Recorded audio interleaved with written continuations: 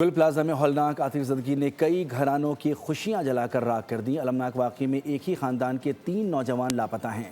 تینوں محنت کش شاپنگ سینٹر میں کام کرتے تھے۔ لواحقین شدت غم سے نڈھال ہیں۔ تفصیلات خرم گلزار کی رپورٹ میں۔ سانحہ گل پلازا کراچی کا نوحہ ہولناک آگ نے درجنوں خاندانوں کی دنیا اندھیر کر دی۔ المناک واقعے میں لیاری کے ایک ہی خاندان کے 3 نوجوان بھی لاپتہ۔ حسام، سمد اور حمزہ پلازا کی مختلف دکانوں پر ملازمت کرتے تھے۔ ورثہ غم، اذیت اور بے بسی کی تصویر بنے اپنے پیاروں کی تلاش میں دربدر ہیں۔ جو میں وہ نہیں جاتا تو اچھا تھا نا میرے بھائی۔ اشک بار آنکھیں، سسکتے لب، غم سے بوجھل دل۔ دھوبی گھاٹ کے رہائشی شیس کی والدہ بھی سوختہ عمارت کے سامنے کھڑی اپنے لگتے جگر کی راہ تک رہی ہے۔ لاپتہ بیٹے کو جلد از جلد تلاش کرنے کی فریاد کر رہی ہے۔ 4 دن ہو گئے، یہ بھی دن گزر گیا، کوئی اطلاع نہیں آئی ہے۔